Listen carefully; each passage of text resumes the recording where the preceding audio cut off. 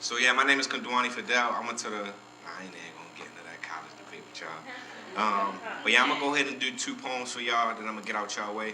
A lot of work that I do revolves around mental health, and I'm gonna say a lot about in my poem. It's an autobiographical poem about my life and the things that I went through. So I just basically try to get students and younger people excited about storytelling and how that's a way to like cope with your mental instabilities and stuff like that. So I'm gonna just go ahead and get into it. This first poem is called My Ghetto Point of View. I have a storehouse full of horror stories, but I can't give you any happy music because I'm influenced by the ghetto. You ruined the same dude you gave nothing. I made something doing what I do through and through. I give you the news with a twist. It's just my poetic ghetto point of view. Imagine roaches on your stovetop, not being able to leave loaves of bread on the table or the mice will nibble through it. Can't trash the entire loaf or no peanut butter and jelly or turkey and cheese. So best believe we are picking through it. Imagine being given electronic toys without any batteries and are told to have fun. You still wonder why we are frustrated, surrounded by racism and hatred. The rich run around clothed while we lie naked, scraping the skin off the bottom of our feet, walking in cold basements. Imagine Granny not being able to pay the gas and electric. Now we fall deep into the crevice of systemic oppression. Imagine wanting to love your mother, but it's impossible because no one taught you to love yourself. And she's in love with the coke eye, like black lungs to a smoke eye. She gets slayed by the busters. Her lips lock around pistols and behind dumpsters. Imagine cringing at your mother's sight because her face is raw bone skinny. She looks this close to death, malnourished, a ghost. Now you're embracing that dark night when she finally overdosed. The truth is hard to swallow, like biscuits with no water. You call my hymn spiritual, I call it manic disorder. Imagine your baby mom not letting you see your only daughter, and she's demanding a lawyer to receive a quarter of a price that you don't got, just so she can drip gold and rock Gucci. Imagine being a young boy running up to your father on the streets. You go and give him a hug on his waist, you feel the heat, praying that he doesn't do anything dumb, but then you realize where you reside. It's like prayers come cheap. And the old head told me, prayers come cheap, but don't ever spend too much on them because the devil is spit on them with no warning. Since a toddler, I've been seeing brains, guts, and blood get splattered from fast slugs. All credit is due to my economic status. Pouring black equals automatic criminal. In fact, we are padlocked to poverty. This man-made habitat. Nobody wants to kill, we just don't want to die. We don't have the privilege to get out. We don't have Jordan Peele's eyes, so now I'm lost in the world. I've been down my whole life. I'm in a concrete jungle. I'm down on my mind. I was born on the brink. When depressed and out of time, I wonder, what did Hemingway drink? Vodka, gimlets, and ganja call me by my first name. Spinning in a mental prison, this is a cursed chain. Sorry that my daily devotions are grimy and open. The truth couldn't be more potent. This is God's work, this is poetry in motion. I'm birthing a new generation. Look at my stomach, it's potent. Imagine being dealt discredible cards. We're given guns to shoot, but they make it impossible to shoot for the stars. God, if you're in control like you say you are, then steer us all to your kingdom and make sure that when my grandmother dies, you renew her life with eternal youth. She is the black phoenix. Am I a genius? Far from it. Just a writer and a part-time psycho. A boy who wants to reverse time and play with his tycho. Embrace the way you laugh, look, and love. You might be ugly, but guess what? You are beautiful too. Just like the rest of us stuck inside this cubicle glued. Imagine if I told you nobody has the answers. We all abide by geographical rules. This is my news with a twist. This is my poetic ghetto point of view. Thank you.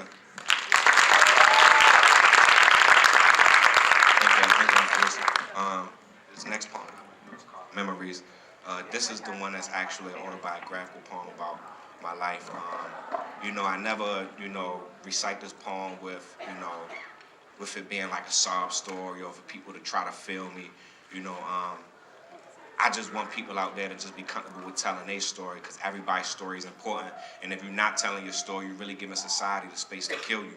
Because if you don't tell your story, somebody else going to tell it for you, and it's not really going to be who you were while you were living on this earth. You get what I'm saying?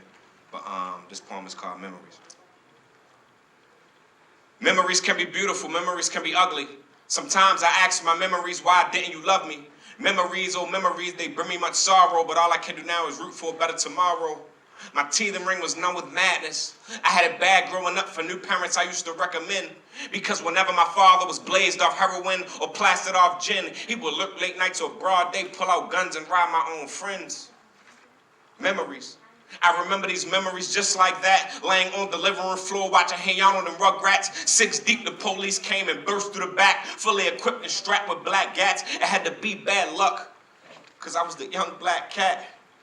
My mother, she burnt pieces of my heart, and these missing pieces I will reflect on my art, like the stars coming out in the afternoon on a summer day at 1:15.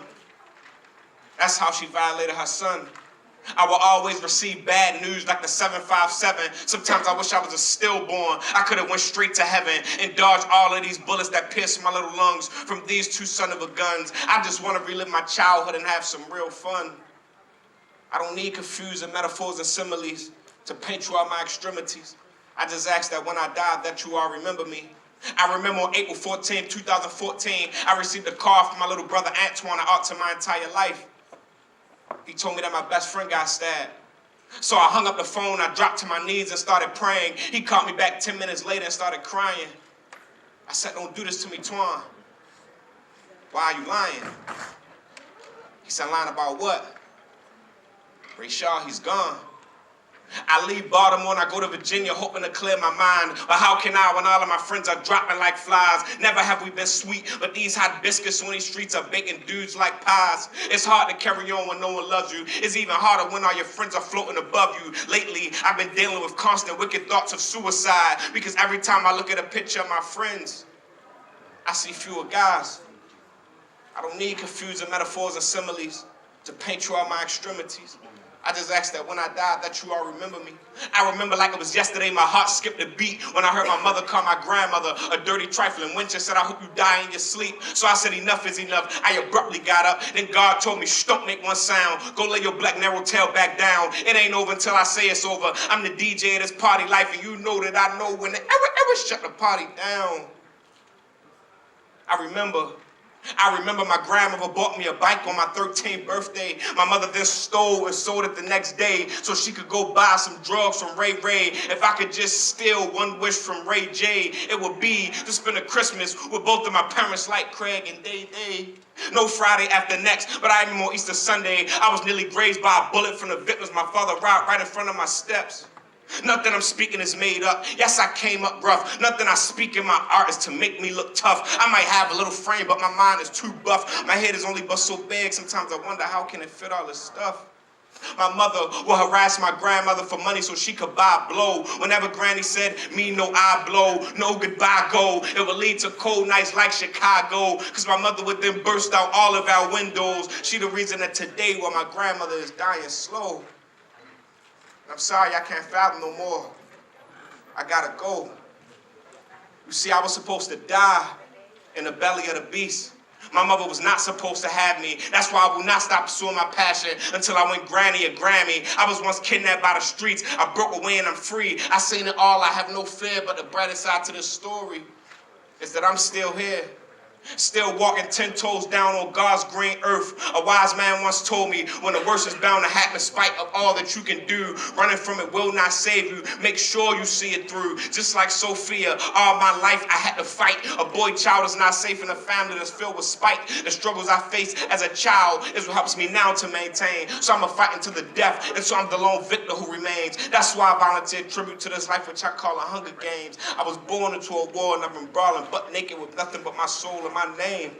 And from now on until my bones crawl cold, y'all will never have to check the forecast, because forever I will reign.